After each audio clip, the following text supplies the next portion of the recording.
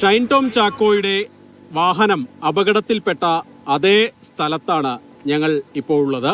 ഇത് റായപ്പേട്ട ഹൈവേ എന്ന് അറിയപ്പെടുന്ന ധർമ്മപുരി സേലം വരെ, അങ്ങോട്ട് സേലവും ഇങ്ങോട്ട് ഹൊസൂര് വരെ പോകുന്ന ഹൈവേ ആണ്.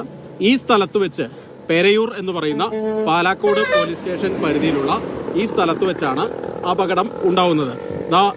ഈ കാണുന്ന സ്ഥലത്ത് അപകടത്തിന്റെ മാർക്കുകൾ കൃത്യമായി നമുക്ക് കാണാം. ടയർ ഉരഞ്ഞു പോയ മാർക്കുകളാണ്. ഇത് ഏകദേശം കഷ്ടി ഒരു 50 മീറ്ററോളം ദൂരം ഇതിങ്ങനെ ഉരഞ്ഞ് പോയിട്ടുണ്ട്. കാറിന്റെ ടയർ പൊട്ടി റിമ്മ് ഉരഞ്ഞ് വാഹനം മുന്നോട്ട് പോവുകയായിരുന്നു. അതിന്റെ പാടുകൾ നമുക്ക് ഇവിടെ കൃത്യമായി കാണാം. ചില്ല് പൊട്ടി കിടക്കുന്നുണ്ട്. വശങ്ങളിൽ കാറിന്റെ മറ്റ് പാർട്സുകളൊക്കെ കിടക്കുന്നുണ്ട്. ഏകദേശം ഈ കാണുന്ന സ്ഥലം വരെ ഈ കാറ് നിരങ്ങി പോയി എന്നുള്ളതാണ്.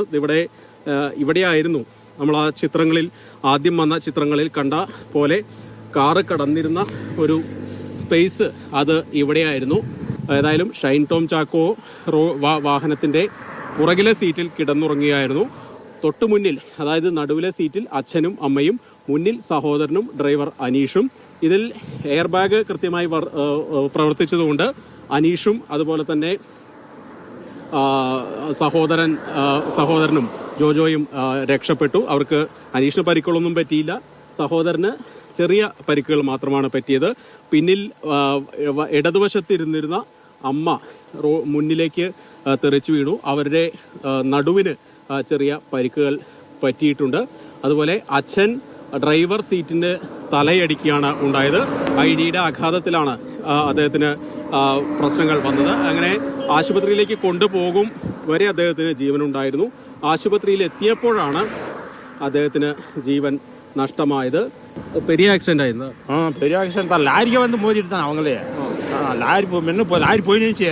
லோடு வண்டி அதே போல்ட் வண்டிங்க. அது ஒரு 30 டன் அந்த வண்டி. நீங்க பாத்துருக்கா? நாங்க காத்தால நாங்க தான் ஏத்தி அனுப்பிட்டு ஆட்டாவில் அவங்களே. தூக்கி எல்லாம் அதன்னுச்சு. முன்னாடி இந்த இடத்துல ஆக்சிடென்ட் இருந்ததா? அதுக்கு முன்னல்ல, அதுக்கு மேல இல்லை. இது ഒന്ന് വാട്ടി മാത്രം. இந்த மட்டும் தான். മുന്നെല്ലാം எப்பவுமே இங்கெல்லாம் இன்னும் ஆகலை. അദ്ദേഹത്തിന്റെ വാക്കുകളിൽ വലിയൊരു അപകടം തന്നെയാണ് നടന്നത്. ഇതിനു മുൻപ് ഇത്തരത്തിലുള്ള അപകടം ഈ സ്ഥലത്ത് ഉണ്ടായിട്ടില്ല.